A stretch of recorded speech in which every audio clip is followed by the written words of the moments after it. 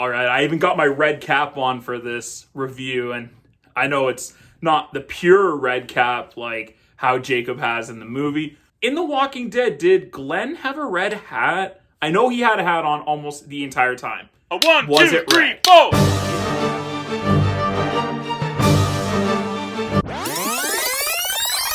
I'm not gonna lie, I had to look up what Minari is. Like, what is it? But then I just found out it's like a water celery. That's disappointing. Hey everyone, welcome to Mr. Teach Film Preach, and if you're a lover like films like I am, and if you learn from movies as much as I do, then you are in the right place. Click like down below and subscribe. That would be wonderful and beautiful at the same time. We are in the thick of the Academy Awards season. We're leading up in a couple of weeks to the actual ceremony itself. Finally here, even though it's been delayed a couple of times, I am going to review all of the Best Picture nominated films this year. Today we are talking about the 2020, though in Canada it was released in 2021, film called Minari. Minari is a semi-autobiographical film about Lee Isaac Chung, the writer and director of the film, his upbringing in the 1980s when his family moved from Korea to settle in Arkansas, where his mom and dad bought a huge 50-acre land and wanted to start their own farm. Live in this really kind of rundown trailer house in the middle of this green, beautiful, but sort of vast green land in the middle of the Arkansas farmlands. And that's really what this movie is about. It is an immigration story. It is a clash of culture, world sort of story, the pursuit of the American dream from an immigrant's perspective,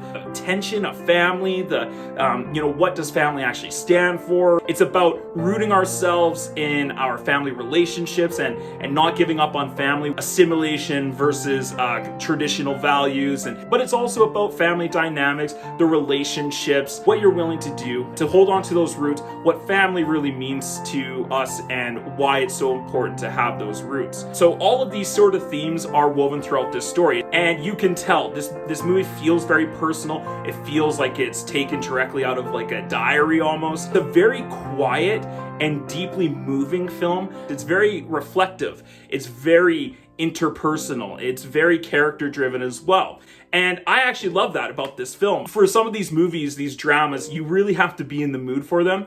And Minari is one of those films. Now, I'm not saying that makes it a bad film or anything, but you kind of have to work your way into it. It's not something that I would just put on a Sunday afternoon and have on in the background and I get to enjoy. It's a movie that you need to sit, watch, be really super engaged with, listening to all the characters and really seeing the characters interact with each other. That is the point of this movie. It is definitely a hard film to watch at times, and it's also a lovely, great comedic film at times as well. There's a great balance here that Lee Isaac Chung does well, where he is creating this atmosphere and this really beautiful but almost like haunting atmosphere of this farmland in the middle of Arkansas, where it is the sweat on your brow and the sun on your back. In those moments where they're outside, it is a very beautiful film. It is shot really well. It is really extremely well acted. This is where its movie drives its force from, is its performances. This movie is up for like Best Picture, Best Director, Writer, Best Actor, Best Supporting Actress, and you can tell why. There's some really solid performances. I'm so happy that Stephen Yeun got nominated, and I'm just so happy that he's also making history at the Oscars this year, but I don't think he's gonna win. And that's too bad because he is a really great actor. He'll have other chances, I'm sure. Yuri Han, who plays Monica, the mother, a really quiet and more subtle and more heartbreaking performance coming from her, and she does such a great job. A very solid performance in this film. Alan Kim, who plays Little David, the perspective of the film is being shown through David's eyes. He is fantastic. He is brand new green, and he is wonderful in this movie. I kind of wish that he had gotten a Best Supporting Actor performance, that's okay. And I know he hopefully will have a great illustrious career in front of him too. But the standout performance for sure, Yoo Jung-young plays the grandma, who is hysterical in this movie. She is so great. And what a tough role. She has to kind of come into the movie partway through, sort of almost take over the entire family household. Everything becomes a sole focus on her, which obviously doesn't play very well with David, the young child. And you get to see that tension between him and the grandma, and you see that throughout the first half of the film until they actually become friends, and really a sweet, caring, wonderful, tender relationship develops between David and the grandma. Veteran actress who has been around for a long time. It's so great to see her getting some recognition. So glad that she got nominated. I kind of hope she wins. Character actor Will Patton does a great job as well in this role, and I think he should have been nominated for Best Supporting Actor. Contrast between Jacob's dream, Jacob's goal, assimilate into American culture, really try and make that American dream, where the mother, or Monica, his wife, was maybe a little more traditional, missing home, missing Korea, and I know she talks about California, how much they miss it all the time throughout this film, but she's a little bit more reserved of being in the countryside. She wants to be in the city. And so these two different values and goals that these adults want for their kids, for their family, and how that clashes throughout the entire film is really the benchmark of this film, is really the tension and what kind of drives this character piece film. The cinematography, the scenery is gorgeous in this film. I mean, most of this movie is outside. Most of it's in the fields, or driving in the car and outside, or stopping at picnics. It's just shot gorgeous. Great location scouting by this team. I really enjoyed the visuals in this movie. It's a really quiet, contemplating film, and it's so reflective at times that there's this constant tension when you start to see things begin to unravel and tragic things happen to this family and they try and stay together. You're just so heartbroken, but you're also uplifted and hopeful in so many ways. And symbolism with Minari and what that means with the grandma coming in and them planting it along the riverbanks and rooted anywhere. It's really easy to grow. Rich, poor can eat it, and it doesn't really matter who you are. Cool message that they've kind of woven throughout this story and the themes in this film, which I didn't know was a real plant, to be honest. Shows what I know. Oh my God! Ah! Ah!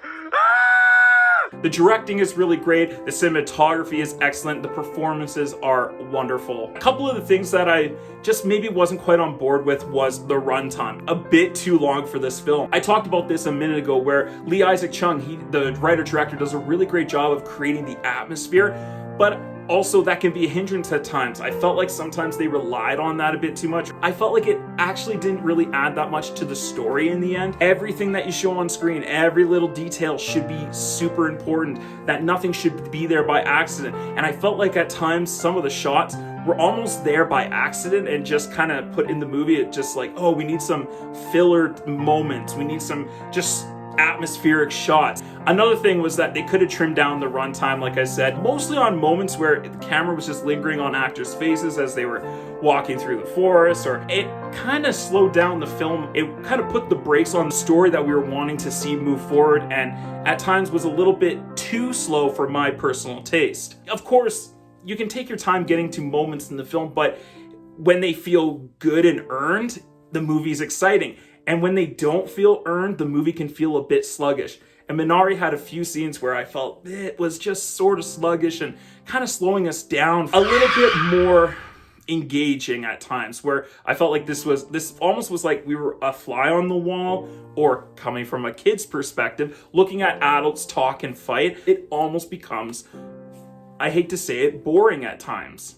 I was expecting something big to go down, or that there was going to be sort of these high-end stakes, but it's not that kind of film, and it's not trying to be. But I think my expectations were a little bit more of like, I wanted an actual like good storyline, where this is really an immigration story and a family trying to settle and make their little piece of home in America. The film is an original perspective, but it's not an original subject, especially because I've seen other movies do this. So overall, it is deeply moving, it is passionate, it is funny at times, and it is also tragic and dramatic at times as well. And I'm so glad that this movie is getting recognized. I don't necessarily think it's a Best Picture winner, and I don't necessarily think it's going to win any of those major sort of acting, directing, writing awards, but I'm glad that they're being recognized. So I'm gonna go ahead and give Minari a B.